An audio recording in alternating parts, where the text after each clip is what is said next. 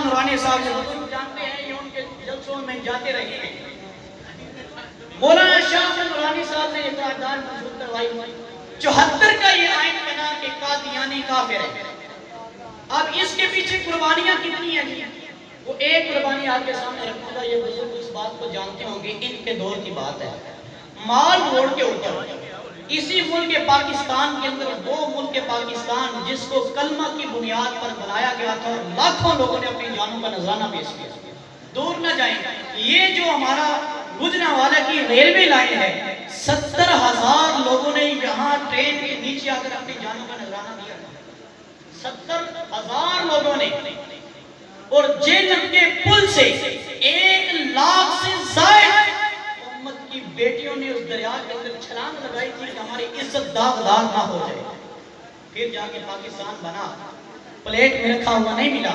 اسی پاکستان کے اندر ہوا کیا کہ مال روڈ پر اس وقت اس شاہان مصطفیٰ کے اوپر سیدھی سٹیٹ فائر ہو رہے تھے، اور ایک ماں اپنے بیٹے کو کی برات لے کر جا رہی تھی، اور وہ ماں، بیٹا بھی چھوٹا تھا اور شوہر کا انتقال ہو گیا۔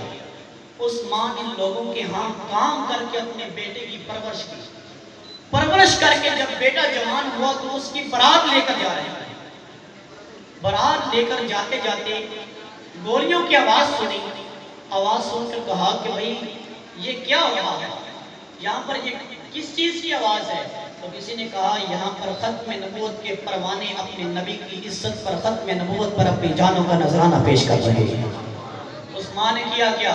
اس نے اپنے بیٹے کے سیرہ اتارا بیٹے کا، اور کہا کہ بیٹا اس وقت تک میں اپنے دودھ کا ایک قطرہ معاف نہیں کروں گی جب تک ختم نبوت کی حفاظت کے لیے اپنے سینے میں گولی نہیں ڈالے گا۔ لبیک یا رسول اللہ، لبیک لبیک لبیک یا رسول اللہ، لبیک لبیک لبیک یا رسول اللہ، لبیک لبیک لبیک یا رسول اللہ۔ جب تک سینے میں گولی، پیٹھ پہ گولی نہیں کھانی، سینے پہ گولی نہیں کھا لیتا، اس وقت تک تمہیں دودھ کا قطرہ معاف نہیں کرنا۔ اب اس بیٹے نے یہ نہیں کہا تھا کہ اماں جان میری تو آج شادی ہے، میری شادی ہے، کچھ 4 دن ٹھہر جائیں، یہ روزانہ کام ہونے والا ہے، پھر جان دے لوں گا۔ لیکن نہیں، وہ 11ویں والے پیر کو ماننے والا تھا۔ آپ بھی ماننے والے ہیں نا جی؟ وہ 11ویں والے پیر کو ماننے والا تھا، اور منوان صرف 11ویں کھانے والا نہیں تھا، ان کی باتوں کو بھی ماننے والا تھا۔ اور بڑا ہونا تھا یہ جملہ کہ آپ سے کسی نے پوچھا کہ محب کسے کہتے ہیں؟ فرمایا محب اسے کہتے ہیں بندہ اس طرح کا بن جائے جس طرح کا محبوب چاہتا ہے، اپنی ہر ادا کو محبوب کی ادا سمجھ کر کرے، اس کو محبوب اور محب کہتے ہیں۔ اور یہ پڑھی ہوئی بات تھی۔ فرمایا کہ اماں جان ایسے ہی ہوگا، اور پھر گئے اور ان کو شاہان مصطفیٰ کے ساتھ مار روڈ کے اوپر اپنے سینے پر گولیاں کھائیں، اور ماں کی گود کے اندر اپنے آخری سانس لیتے ہوئے کہا کہ ماں دیکھ لے تیرے بیٹے نے سینے پہ گولی کھائی ہے، پیٹ پہ گولی نہیں کھائی۔ سینے پہ گولی کھائی ہے، پیٹ پہ گولی نہیں کھائی۔ میں نے کہا اگر آج بھی ایسے مرد مجاہد پیدا کرنے ہونا تو پھر ماؤں کو نیک ہونا پڑتا ہے۔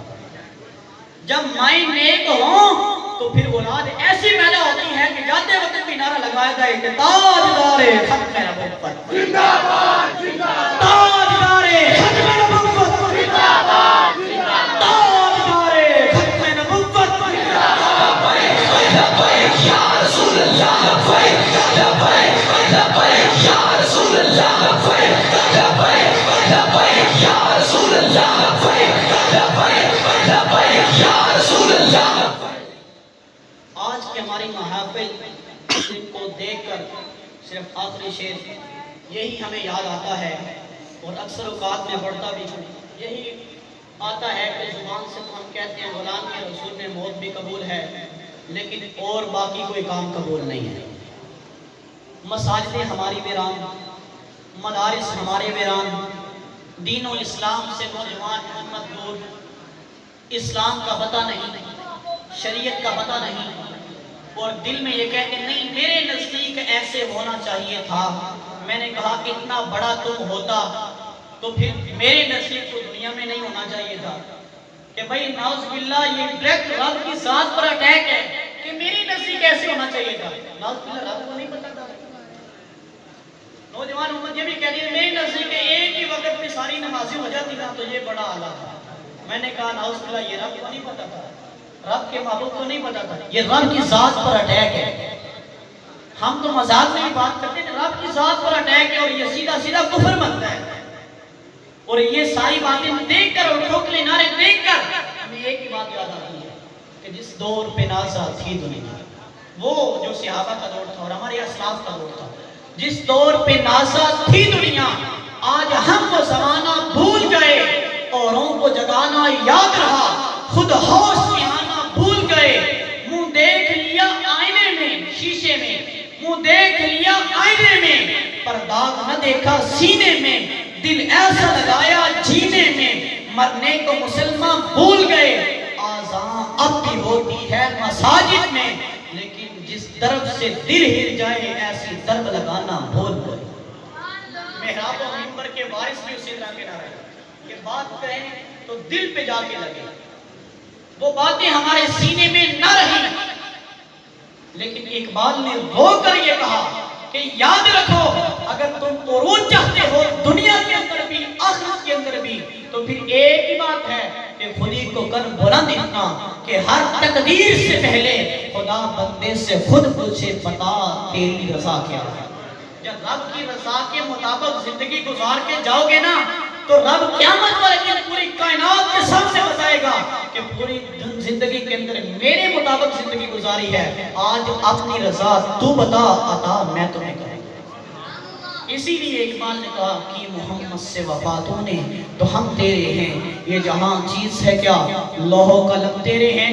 तमाम मुशक्कान मुस्तफ़ा जितने तशरीफ लाए, अल्लाह रब्बुल इज़्ज़त तमाम के इल्म और अमल के अंदर मज़ीद बरकतें वुसअतें अता फरमाए।